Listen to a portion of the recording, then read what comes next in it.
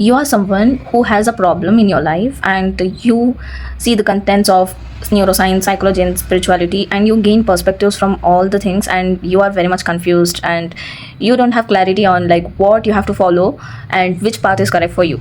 We will discover at what level these three subjects would come and how to see them. So first is neuroscience. Neuroscience deals with the study of nervous system, which is like brain, spinal cord, and nerves.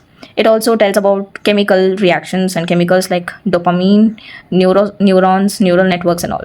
Next is psychology, and psychology is scientific study of mind, where you will deeply understand how your thoughts and emotions works and why certain things happen. Okay. Next is spirituality. Usually, spirituality deals with the self-awareness, who you are deeply, being self-aware. It also includes meditation, healing, past life, occult, astrology, and all. I see these three as layers for a same problem. For example, you have addiction. We will discover addiction in neuroscience perspective. Neuroscience give a perspective of how does it happen in the brain.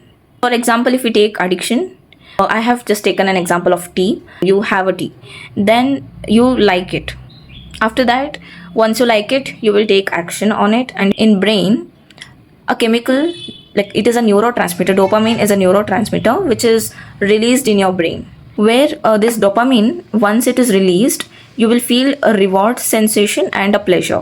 Once you feel this pleasure, that time you will again take action on it, and again this dopamine is released, and again you will take action. So this is a loop. So this is how addiction happens in the brain. Let's explain why do we go back to the particular substance again and again. At psychology level, addiction is a response to inner discomfort. This discomfort is nothing but when you feel loneliness, emptiness, or you are going through stress due to certain event which has or had happened in your life. So when you feel lonely and you are in pain, that is when you don't know how to overcome that emotion or thoughts, how to get rid of it. So that is when you depend on a substance which will give you temporary satisfaction, and you will avoid that pain. So this substance, as in when you try to have it, it becomes habit, and then eventually it leads to addiction. And this event that has caused might be because of your childhood programming or trauma, and anything might be the reason.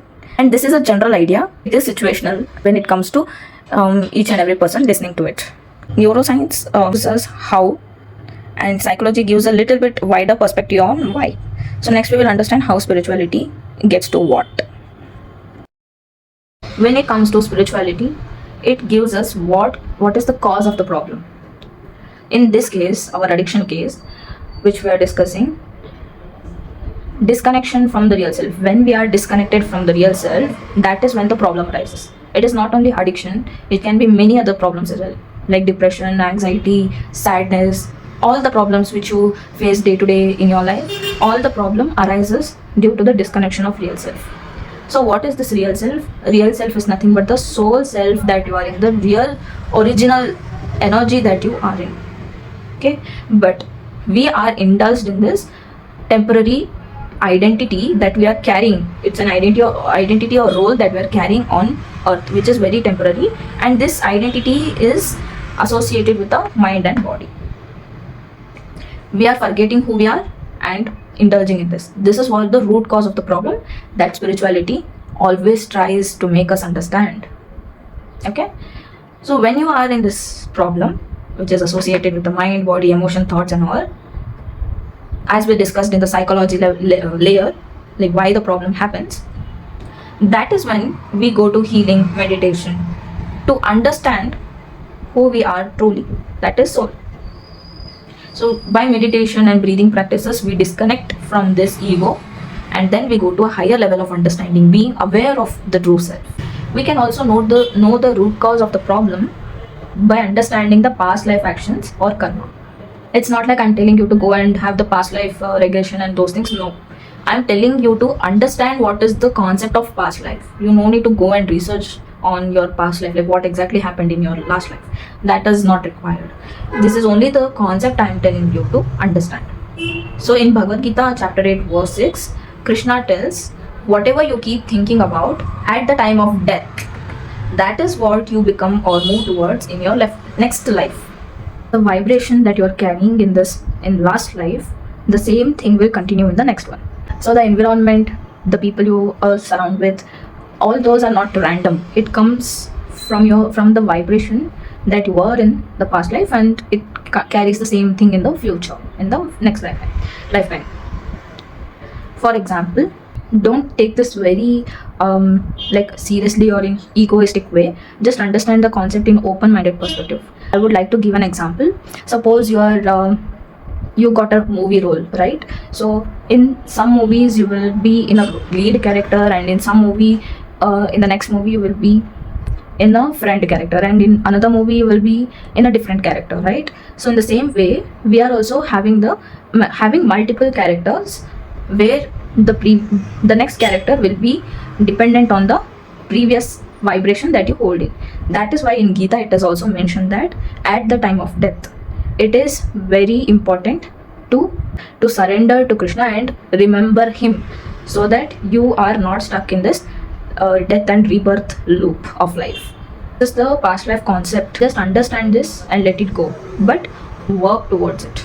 To remember the Supreme Lord at the time of death, it comes from practice. It comes from sadhana that you have done in entire life.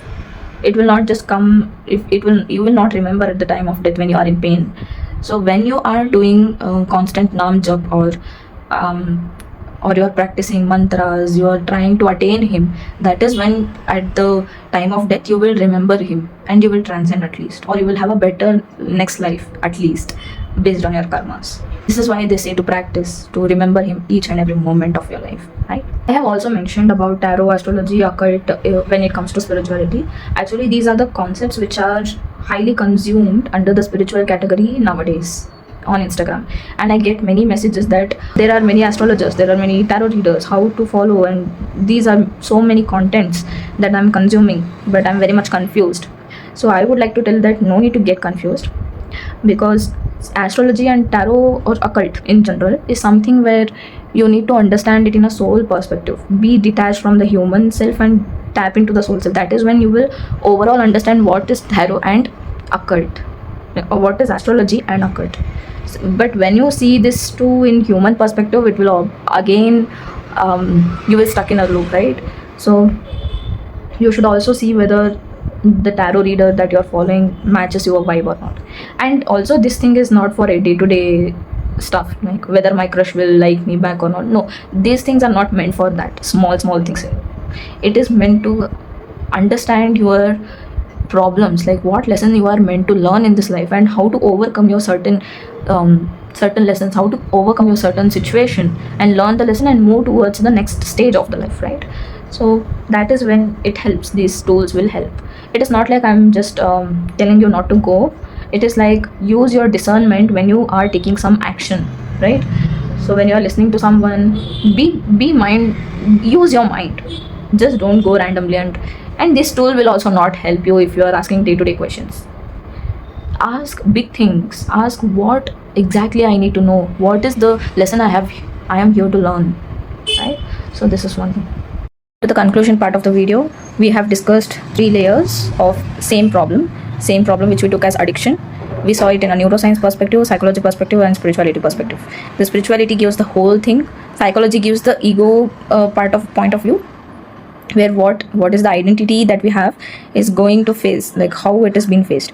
And neuroscience gives a perspective of at mind level, what is exactly going on in your mind. So this is how you can see it in all the 3 perspectives. It's just that you have to be open-minded to look at it in this perspective.